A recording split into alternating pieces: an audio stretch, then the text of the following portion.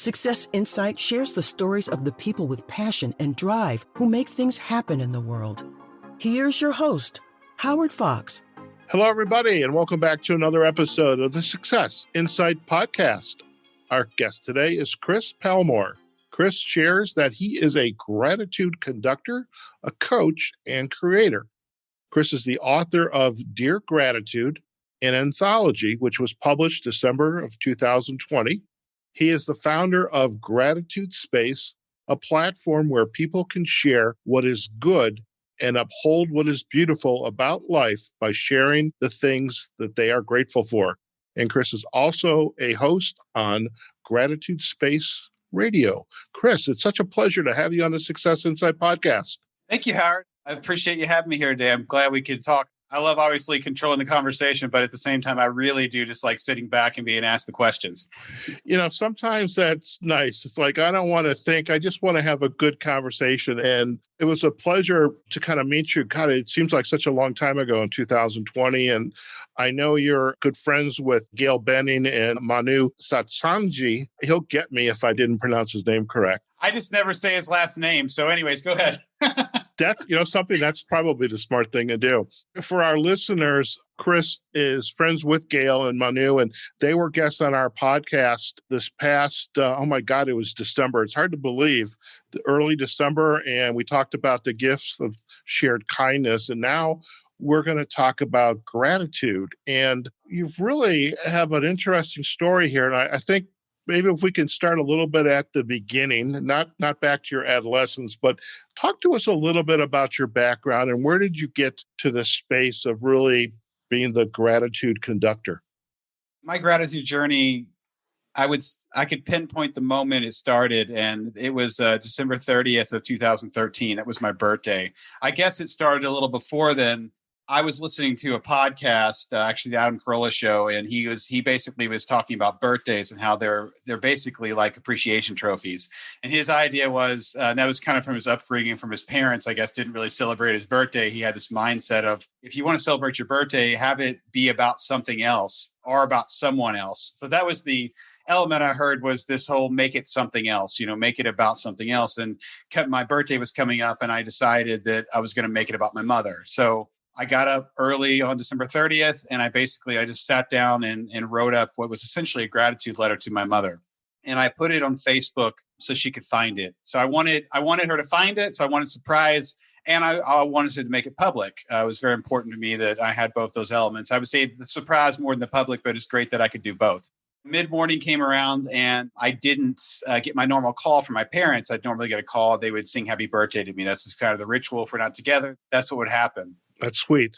Yeah, it's what we do. And mid-morning came around, and I didn't get a call, and I was like, and something's weird here. So I didn't call my mom. I didn't call the home line. I called my dad's cell phone number because I didn't want to talk to her until the surprise was released, or however you want to say it. And I got my dad on the phone. He wished me happy birthday. And I immediately pivoted after saying thanks to, mom read the letter. And he said that she had, and that she needed time with it, and that she couldn't talk to me. Oh, boy. Right. Yeah. And when just to give a little backstory real quick here, that's a very odd thing because I'm not an estranged son. My mother at a very young age had no problem kissing her on the cheek in public, telling her I love her. Yeah, I'm sure I talked to her the day before. So hear the words, she needs time with it. I'd never heard that in my life, 35 years of my life. There we are. Right. So, it created this moment. You think about people all your life. It isn't like you can surprise them or they surprise you if you've known them for 30 years, right? It's like, I can't think of a scenario. So, it was a really beautiful moment. And that was December 30th. And I didn't know what the future would hold. And I guess the good point just to make here is that we never know what tomorrow's going to hold, and that's that going back to, seize the day, whatever that means to you. But in this moment, I wasn't thinking that at all. I was just saying, I had a moment to go, I'm going to appreciate my mother. I think this would be a good point. Before I move on, would you like me to read the letter now, or should I wait and tell more story? No, let's read the letter. And I have to share with you, as I was doing the research, and you and I talked about how much research we do before an episode, and I've never seen an about section quite like that. I mean, the about section was really my mom.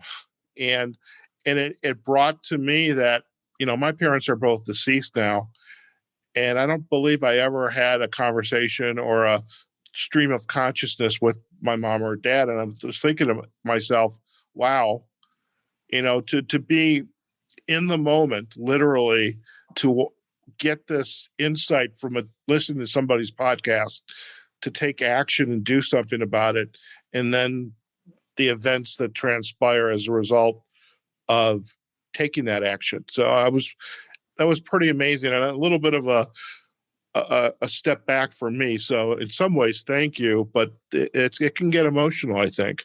So having said all that, yes, let's share that, that piece about your mom and the letter. And I think our listeners would definitely love to hear about it. Thank you.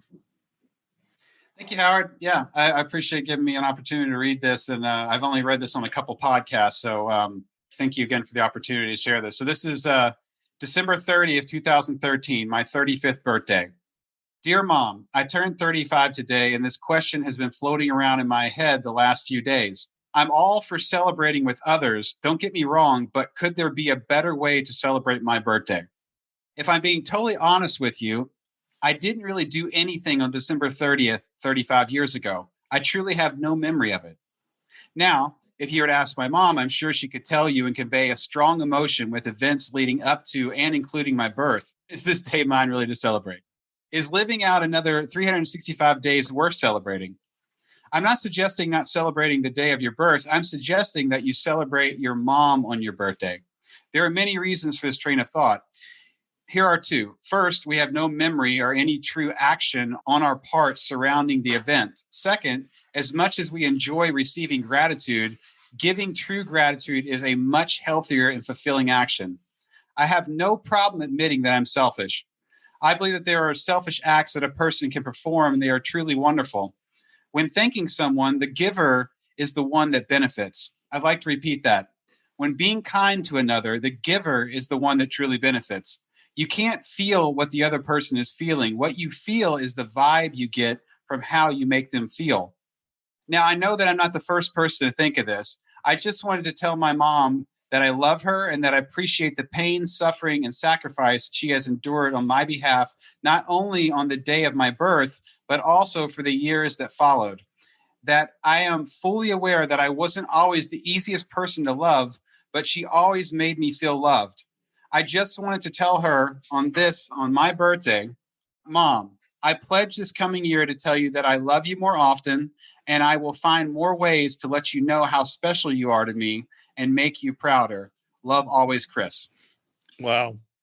It's funny, when I was writing the book, just a sidestep here, my editor kept going, that's not a letter because you're talking to her and then you're talking to an audience. But anyways, it's a note to my mother. So I had these thoughts on my birthday that morning. I put them online. I let them sit there so I could surprise her. And it did something that I could never foresee ever happening. It made a connection in a moment. And I didn't know, at that moment that my mom's cancer was going to come back. I didn't know the pain that was about to follow. I didn't know that, 4 months on April 30th to the day later, my dad would be laying on the floor in the hospice wing when my mom passed away. Oh, wow. So I didn't know that. Like I said, we're going back to seize the day, right? So, there's a lot of story here, but because we only have so much time, what I've learned is like gratitude stacks. It's a really amazing thing that I want to share with your audience. Gratitude stacks. It's happening all the time. And right now, gratitude is stacking. I just think about this real quick. That letter, okay? I had an experience of that letter. My mom had experienced that letter. We had a letter experience together. My dad had experienced the letter. My sister had experienced the letter. The people that read it online had experienced the letter. And then the thing and steps that changed my life were, obviously I wrote that and had this happen, but my dad asked me, would you like to speak at the funeral? And I kept thinking about this letter, right? I kept thinking about how this did something that it created magic. It was magical. The moment that it created. Now, writing a letter is not magical, but the moment it could create, that's magic. And I didn't want to get up, and I didn't have any desire to get up in front of a bunch of people and cry, and get emotional. But I kept thinking this letter, and I had a new stack. I had my cousin read this letter at the funeral. So now I'm hearing my words I just read to you. I'm hearing these words come back to me at my mom's funeral. I'm sitting in the audience hearing these words with their casket in the room, which again was a whole other stack. If you want to keep stacking, like I said, we're talking right now, specifically, it's stacking right now. Manu, our friends, stacking. Thomas, our other friends, stack. What I'm thinking about is all the opportunities. And again, I love this word stacking. Trust me, I'm going to begin using that with clients. As a coach, I have this unique ability to integrate concepts from others into my coaching work. So first of all, I'm very grateful and for the gift of you sharing your letter to your mom.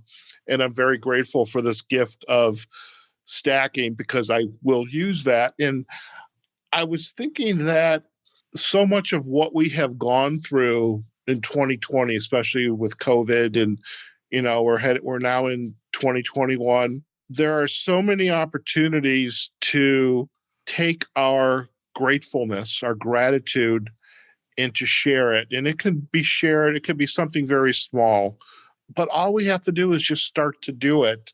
Because I think the opposite. I was thinking as you were reading it, Howard, what's the opposite of gratitude? The word that came to mind, and maybe grammatically it's not, it was thinking selfishness.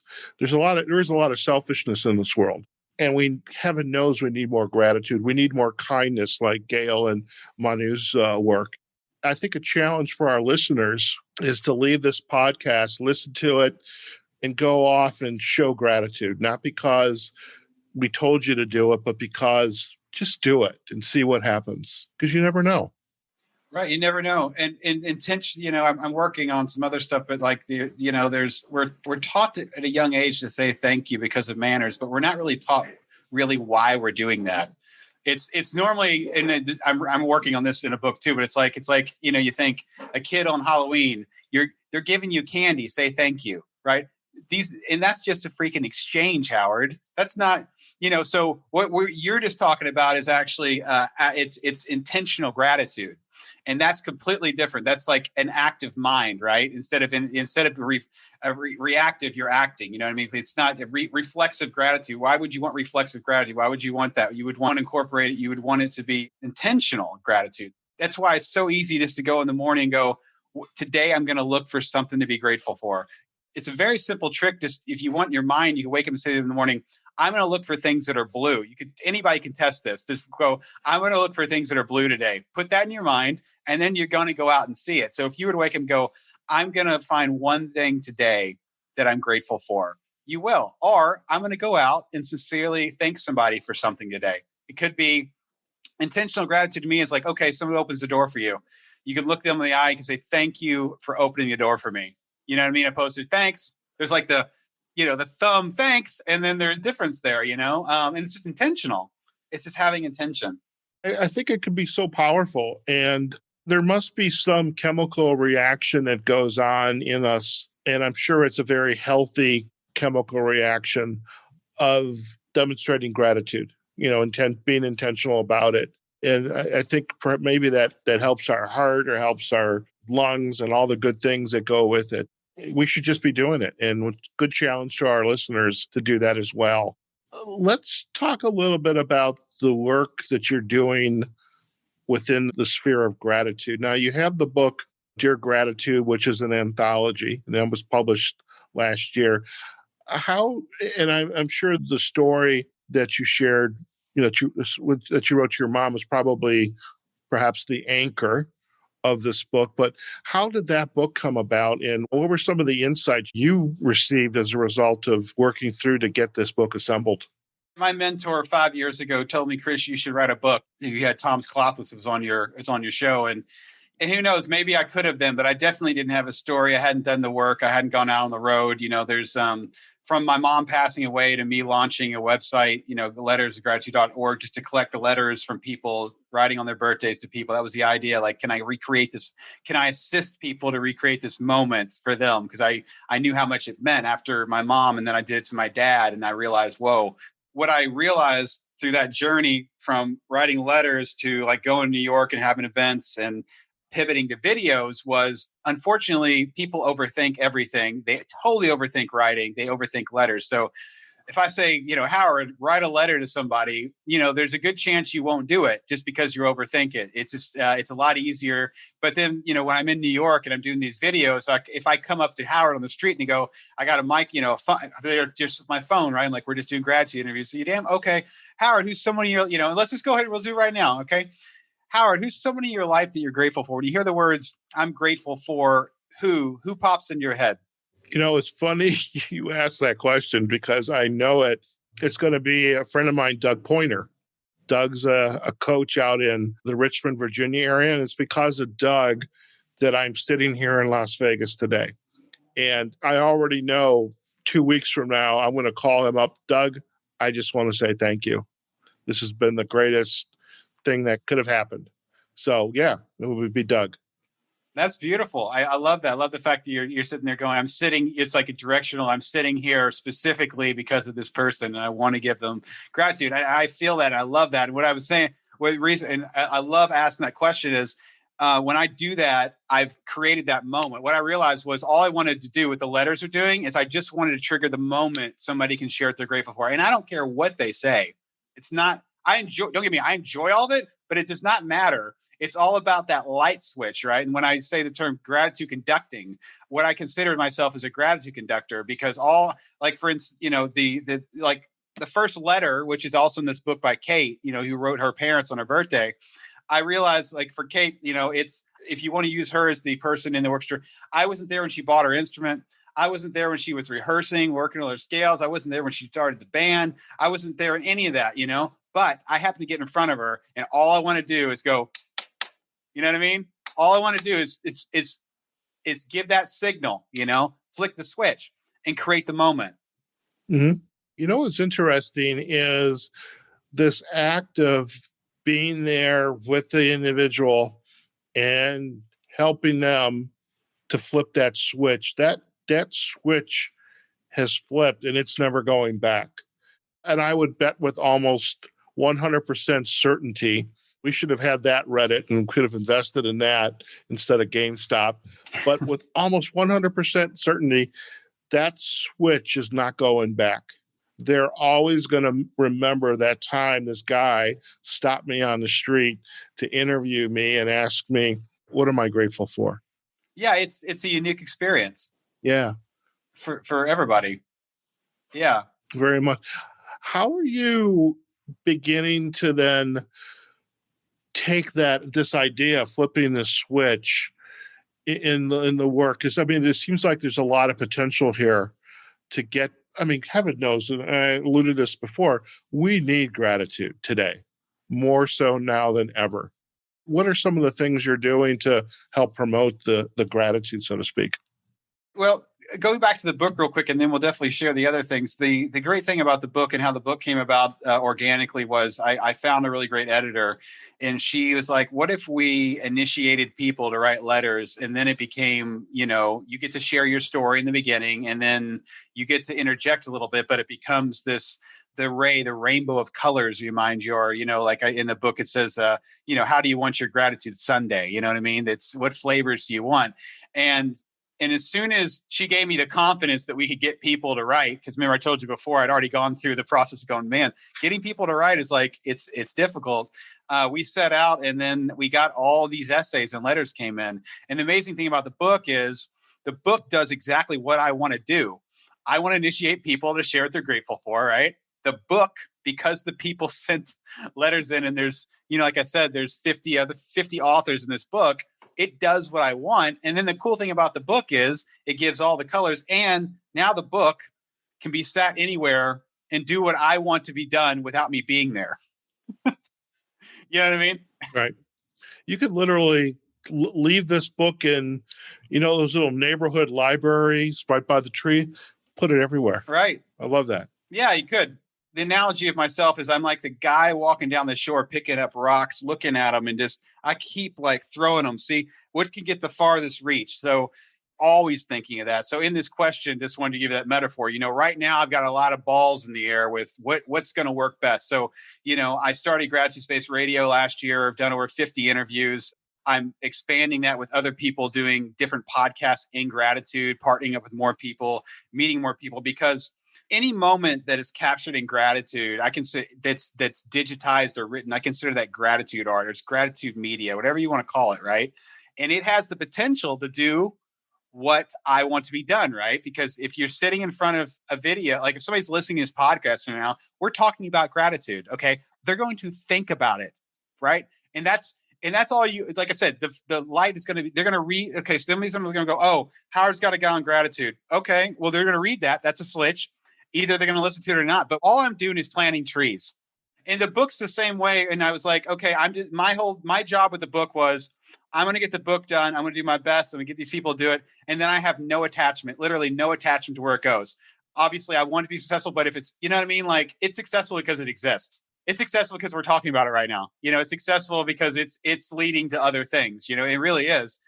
The podcast is the same thing. I do video and audio. So the cool thing is I can cut clips, I can cut audio, and all that is potential moments of gratitude that are happening, right? So the more I put it out, the more it can happen, just a law of numbers. So the podcast does that, the book does that. And then I've been working on, I've got a second book called Dear 2020. It's going to be out in March or late April. So either it's going to be out for the seasons changing, or it's going to be out on the anniversary of Mom's passing. Tell us a little bit more about that, about the book. Yeah, for sure. When I was working on Dear Gratitude, we were putting together gratitude campaign ideas. And I talked to my editor about, should we talk about COVID? And she was like, I don't think it's a good idea right now. And I go, I trust her. I go, you're right. There's no way to do it, And the beginning of this year, I finally got the other book out and I was ready to work on more things. You do one thing once, you can do it again. Your mind opens up. And I'm actually working on 2 different books. But what happened was, this idea came back around. I like to use the idea like, okay, it wasn't the COVID idea or thinking about writing to 2020 it was kind of sitting in the hallway. And then I had conversations with people and I read this really beautiful letter called Dear 2020. And I went, whoa. I go, there it is. This beautiful woman named Emma, who I'm friends with, who actually is allowing me to put that letter in the book, opened up my eyes. Her letter is so beautiful, Howard. It talks about her losing her father this last year and about spending time with her mother in the sense of she couldn't get close to her mother, but sharing a glass of wine at, its full table length with her and seeing, she wrote in there, she said, I noticed that the trees were greener, but maybe they really weren't. I just never slowed down enough to recognize them, but it was the essence of perspective. And perspective is a massive key to gratitude. It's a massive key to living life in a grateful state. It's perspective where people. So what happened was, because of reading this, I realized, well, this is not I don't want a COVID book. This is not a COVID book.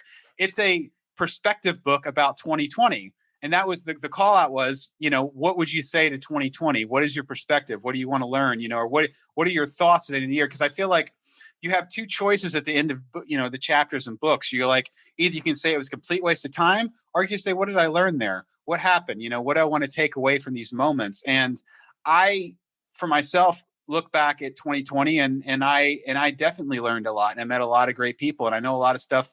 And the flip side, I know a lot of stuff bad happened, but a lot of good stuff happened. So the question is, what do I want to focus on? Where's my focus want to go?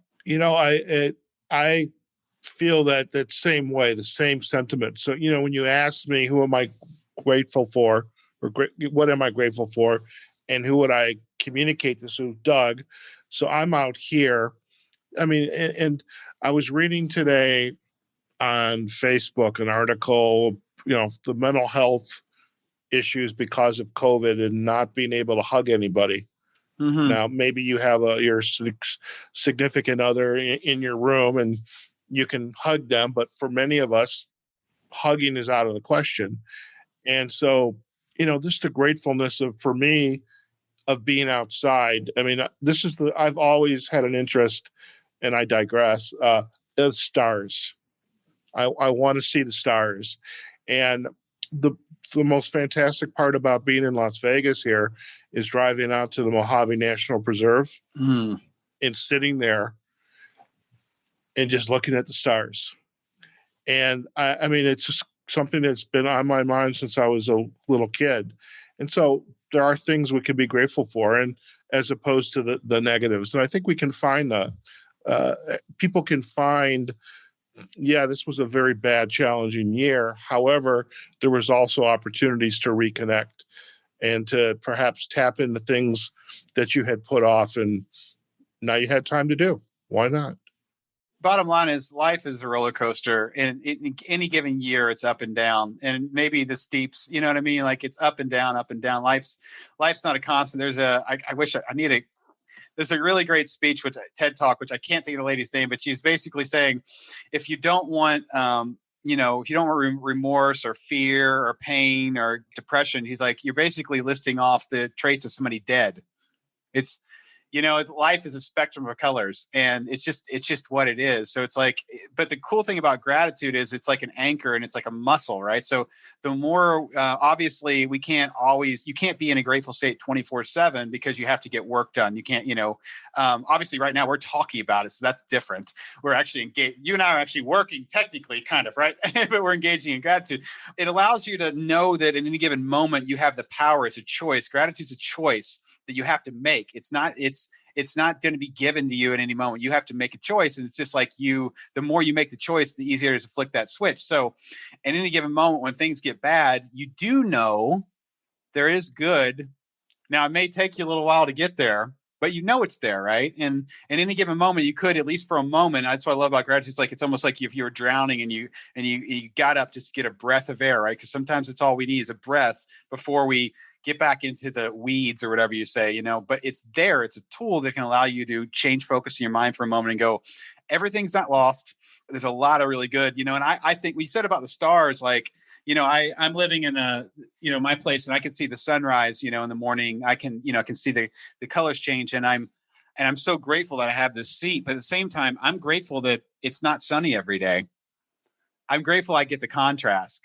We were born with so much privilege. I mean, privilege in the sense of running water, roof over our head, electricity, food, all these things. And these are all really massive things to be grateful for. But because we've gotten it every day, it's like been spoon fed at your birth, we can easily take it for granted unless we intentionally, right? There's that word again, intentionally remind ourselves, and in my journal in the morning, I have a format I run over. Most of the time I'm pointing out things that I don't want to forget, that are very important daily stuff. Like I go, I love my home. I don't want to take this for granted. I need to remember, like, I have a really, my condo, it's really great. I love my home. There's peace here.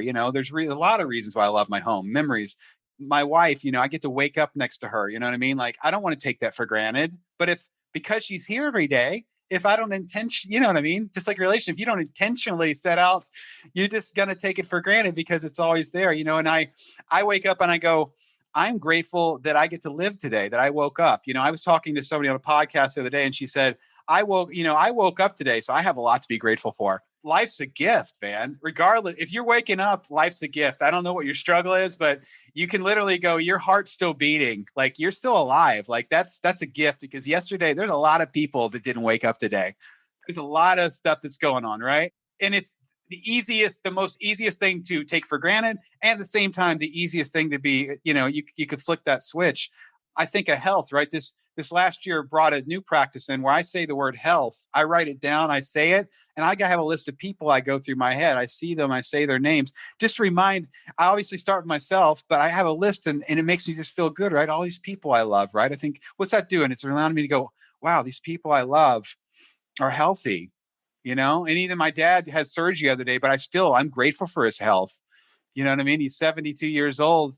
And he still moves around, and I go, I know I'm just rambling here, but like, just to go a step further, even when, he went to the hospital, I was thinking, wow, I'm so grateful that we have in this time that there's, surgery can be done, because 100 years ago, he just would have lived in pain or died. I mean, you just spin a perspective on, obviously we could gripe all day long about things, but let's spin a perspective and go, 100 years ago, they didn't have these options. No, it's interesting, waking up every day, and a friend of mine, Jenny, back in Chicago, and she's like my quote unquote older sister, mi hermana mayor. That's what I call her. But this has been hard for her, COVID. And okay, it's been hard. So we'll get on Zoom. So Jenny, what I want you to do is I want you to call somebody every day, call somebody new every day. So yes, I'm grateful that I woke up. I have my health. I have got a comfortable place to live, running water, heat. But if she's struggling emotionally because she has no interaction. Well, we have this. Call people, call them, talk to them, and do somebody the next day and then the day after, and then repeat it. And this way we're not going to take these things for granted, because if we do, unfortunately I think the switch gets flipped off, because why bother? What else are you working on that you would want to share with our listeners? I mean, you've got this whole idea around gratitude. You've got the book, you've got the Gratitude Space, the platform, the website, and you're working on the new book, Dear 2020. I love that, by the way. What else can we work on that is going to continue to flip that switch and stack? I love that. I still love that idea of stacking. Thanks. Yeah. One other thing I want to say, what you left out, is if you go to GratitudeSpace.com, there are dozens of specifically gratitude interviews, because that was part of my journey too, is connecting with people online, people you haven't heard of, maybe celebrity, people you have heard of, and just asking them questions in gratitude and creating their gratitude interviews. They're just gratitude questions, There's a lot on the platform, but bottom line is, like, I want to inspire or flip that. I want to conduct as much as I can. Right. So I'm always thinking, how can I conduct? What's the best use of my time conducting? Because that's what I want to do. And what I've been working on, and I actually, fortunately, this, even in this time of last year, actually got to do, is these things called gratitude pop-ups. I'll tell you what's really great is my dad actually kind of partnered up with me, because he had a photography business. So he had like the backdrop and had the camera, and, I got a wireless mic, and we went out. So basically a gratitude pop-up is it's the same idea as if you went to a wedding and there was a photo booth pop-up, except I'm there with a microphone and a video camera, and I'm going to ask you that question: who in your life are you grateful for and why? I want to spin the wheel the whole way. Okay. So to give that analogy, with these pop-ups, I set up a place and let the people know your videos are going to be here, so that you can share them with whoever you just talked about. Because this is a stacking idea, right? Like we talked about, right? So the cool thing is we created the moment, right? It's, me and the stranger created this moment of gratitude, and then I'm going to go away and make it a physical thing that they can share. I'm going to take the gift and wrap it. Okay. And then they're going to show up and they're going to see it. Now, when they see the video, that's other stack. Think about that, right? When they watch themselves, that's a whole other stack. And then my hope for it is they'll take it home, which means they'll send that video to whoever it is.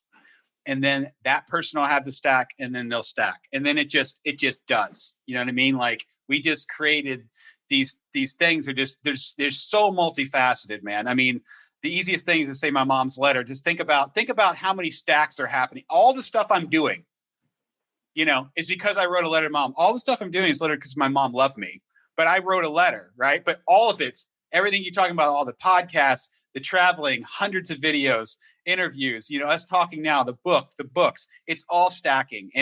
And stacks are happening on top of those stacks that don't even know about the letter, haven't even read the letter. It's just happening. So the pop-up's a great thing because it works with anything. It's a complement to everything. It could be a music festival. It could be a conference. I could be set up in a Starbucks, anywhere, right? Because it's not about the business, but it's about the people in the business, the people in the organization sharing who they love. So what you got good emotions, you got good feelings inside of a business that's not about the business, but it's at the business. And if you got people flowing in and out, it just will become something that people want to do. And it'll be shared instantly because all this media and all these this gratitude artwork will just organically be created. And when we do it enough, people will just do it because they can. Yeah.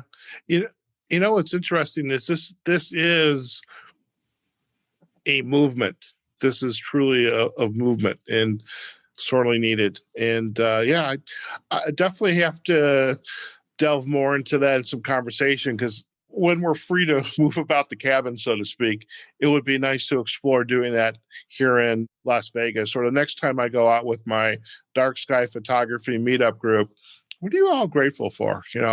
What's it'd be a way to do that. So very good. Yeah, that would be wonderful. I may be out in Vegas over the summer, so we'll see.